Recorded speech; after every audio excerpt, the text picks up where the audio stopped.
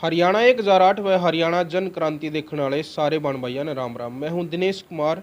फिलहाल बखेता गांव में मौजूद हूं। 8 नंबर ड्रेन से मैंने आपको एक वीडियो दिखाई थी जिसमें एक किसान ने, जिसका नाम राजेंद्र था, उसने बताया भी था कि गांव की लगभग 500 भैंस जो है वो केमिकल वाले पानी की चपेट में आई हैं। जो पीछे से किसी ने केमिकल ड्रेन में डाल दिया, उसके बाद जो गांव की भैंसों को पशुपालक वहां पे लेके गए, उसमें जब वो नहलाने के लिए अंदर जो घुसी हैं, कुछ भैंसों ने पानी पिया भी है। उसके बाद अगले दिन उनको पता लगा है, धीरे धीरे चमड़ी पे उस केमिकल ने असर किया है, जिसने 500 भैंसों को, लगभग 500 भैंसों को झुलसा दिया और 1 दर्जन के लगभग भैंसों की मृत्यु इस मामले में हो चुकी है। और हमने आपको बताया था कि हम गांव के सरपंच साहब से बात करेंगे कि इस मामले में क्या कुछ कार्रवाई चल रही है, मुआवजे की मांग की है या नहीं की है, प्रशासन ने क्या आश्वासन दिया है। यही सब जानकारी जुटाने के लिए हमारी टीम में सरपंच साहब के पास पहुंची है। आइए इनसे जानते हैं क्या कुछ इनका कहना है और क्यों इतनी बड़ी घटना हुई है, उसकी वजह अभी तक सामने आई है या नहीं आई है। आप वीडियो को लास्ट तक देखना, कमेंट बॉक्स में अपनी राय भी आप जरूर देना। सरपंच साहब राम राम। दिनेश भाई राम राम। पहले तो एक बार अपना परिचय दे दो प्रधान जी, नाम के साथ है दर्शकों को। मैं अंजू सरपंच का पति जी शान सिंह, जी गांव बखेता, जिला रोहतक। जी दिनेश भाई आपको राम राम, आपके दर्शकों को राम राम। जी हमारे गांव में दिनेश भाई बहुत बड़ा कहर बरसा हुआ है, जी जो कि हर वर्ग के पशुपालक, जो भी 36 बिरादरी के पशु अपने गुजारे के लिए दूध बेचते थे, बच्चों का पेट काट के, वो इतनी बर्बरता हुई है जिसने भी केमिकल डाला है। जी। जिस दिन केमिकल डाला उस दिन हमने भैंसें निकली, सूजन शुरू होगी। अगले दिन पता लगा इसको वो या उसी दिन? सूजन तो उसी दिन शुरू होगी थी, सूजन उसी दिन होगी। लेकिन ये था भाई चलो थोड़ा थोड़ा अपने गोले का तेल वेल लगा। अगले दिन तो सारा भैंसों का बुरा हाल हो गया। अगले दिन तो कहर मच गया पूरे गांव में। तब हमने देखा, अब गांव से पता चला तो हमने इंक्वायरी करी, 5-10 गांव की कमेटी बना के गए, भाई ये कहाँ से आया है।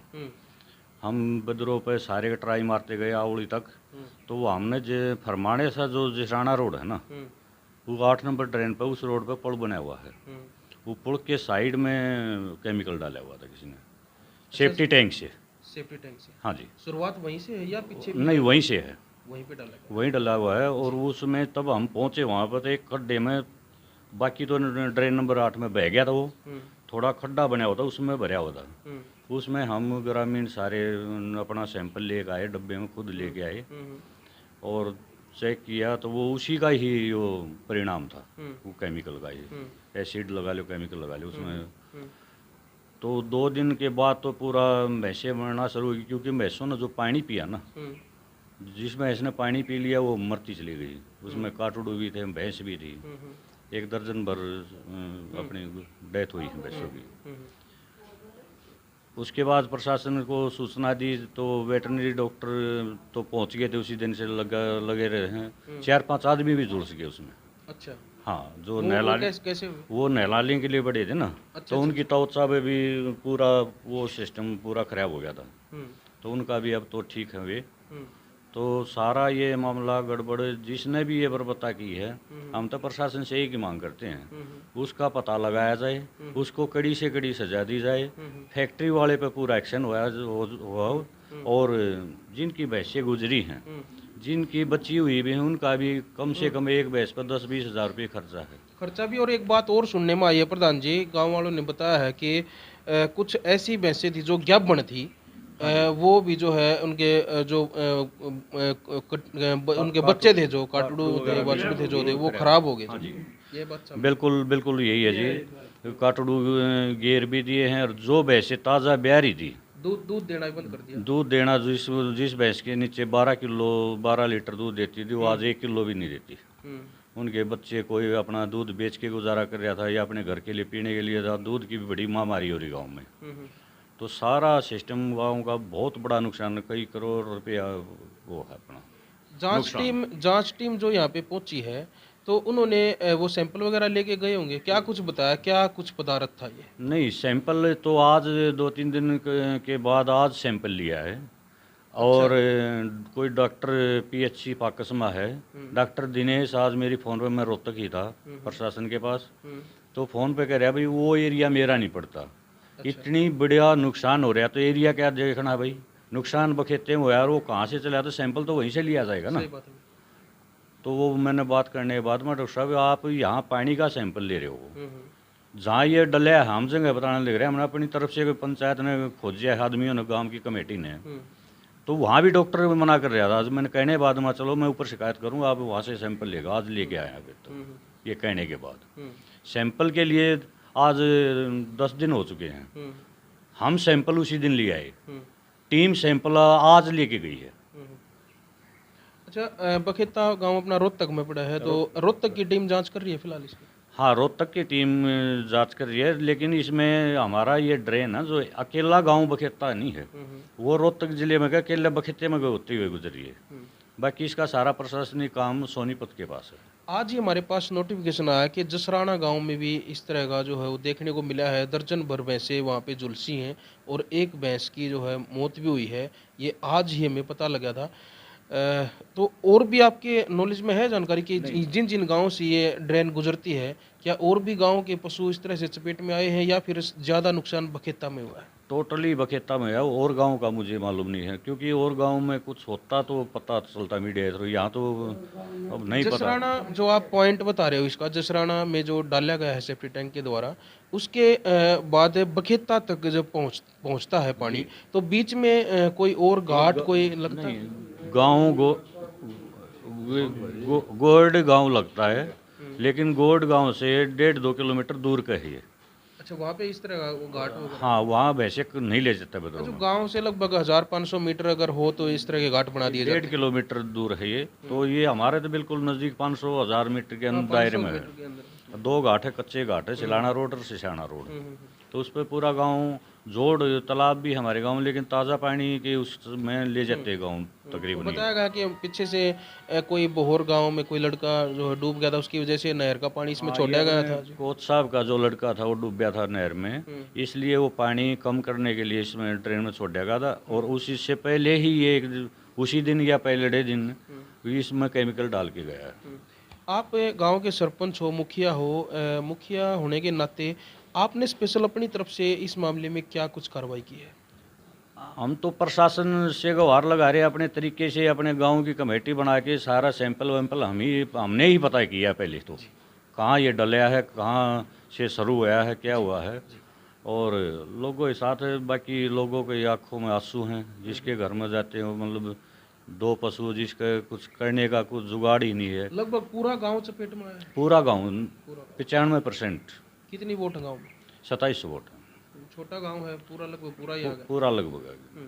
तो प्रशासन ने क्या आश्वासन दिया है? प्रशासन, पुलिस भी लगी हुई कार्रवाई पे, और डीसी साहब छुट्टी पे थे उस दिन, अब डीसी साहब से कल मिलेंगे ग्रामीण, और मीडिया आपके माध्यम से, सोशल मीडिया से, अखबारों के माध्यम से प्रशासन को अवगत करा दिया गया है।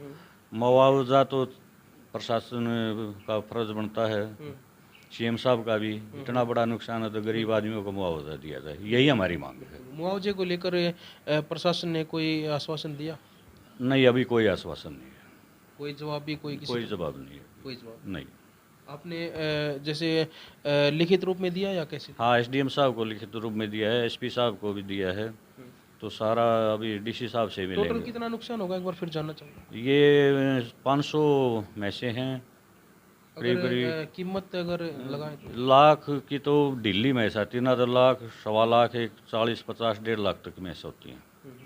कम से कम लाख रुपए की मान लो राउंड फिगर में। तो जो बची हुई उनका भी बहुत ज़्यादा नुकसान है। जो दूध का है, 15 किलो दूध देती, वो 1 किलो भी नहीं दे रही, ये सारा चीज़ें हैं, तो गांव में बहुत भारी नुकसान है। तो प्रशासन से मैं आपके माध्यम से यही गुहार लाता हूँ कि ये मुआवजा दिया जाए, और जितना बचा हुआ टीम में आ रही है वेटरनरी की, वो तो कोई दिक्कत नहीं, इलाज कर रहे हैं, कुछ में से अब आराम भी हो गया है, लेकिन जो मरी हुई है उनको, बहुत ही नरम आदमी हैं, उनको मुआवजा दिया, यही प्रशासन से गुहार लाता हूँ। इस तरह का काम जो लोग करते हैं उनको क्या कहना चाहोगे? ये जानबूझ के किया गया है या फिर कहीं पे भी जगह देख के उसको डिस्चार्ज कर दिया गया, या क्या कुछ कहना चाहोगे? नहीं, लोगों को ये इतनी, जिसने भी किया है वो बहुत ही गलत किया है। उसको पता है कि यहाँ खेती में भी पानी जाता है, भैंस भी पीते हैं, जानवर भी होते हैं, गर्मी का मौसम है, नहाने के लिए भी नहाने लोग के उतर लिए जाते भी उतर जाते हैं। बिल्कुल सारा सिस्टम होता है इसमें। जी। बहुत निर्भर सारा जहाँ के निकल रही है 8 नंबर ट्रेन, सारा निर्भर खेती का भी, भैंसों का भी, जोड़ों में पानी डालने का भी। ये तो उसने एक तरह से आदमी को गोली नहीं मार देते हैं। ये तो बहुत गलत काम किया है। कड़ी सजा मिलनी चाहिए। भविष्य फैक्ट्री में कोई ऐसा ना करे, उस क्या कहना चाहोगे? अब जिस बंदा जो फैक्ट्री वाला निकलवा रहा है ऐसे केमिकल को, उसको भी कड़ी सजा मिलनी चाहिए। जो डालने वाला उसको भी मिलनी चाहिए। जी। नहीं तो ये अब कोई बंदा बच गया तो आगे कोई और करेगा तो पब्लिक के लिए बहुत भारी क्या नुकसान है। इस तरह के अपराधियों को पकड़ने के लिए प्रशासन उचित कार्रवाई कर रहा है, या उससे संतुष्ट है या नहीं आप? पुलिस कार्रवाई कर रही है। पुलिस अपनी जगह ठीक कार्रवाई कर रही है। हाँ जी।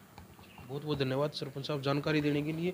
ये थे हमारे साथ है बखेता गांव के सरपंच साहब, जिन्होंने पूरे गांव की पीड़ा को दर्शाया है और प्रशासन से गुहार भी लगाई है मुआवजे की। और हम भी प्रशासन से निवेदन करेंगे कि जो भी हो उचित मुआवजा जो है पशुपालकों को मिलना चाहिए, क्योंकि नुकसान है वो काफ़ी ज़्यादा मात्रा में है। और इस तरह के जो लोग हैं जो इस तरह का काम करते हैं, उनके ऊपर जल्द से जल्द और सख्त से सख्त कार्रवाई की जानी चाहिए। जी।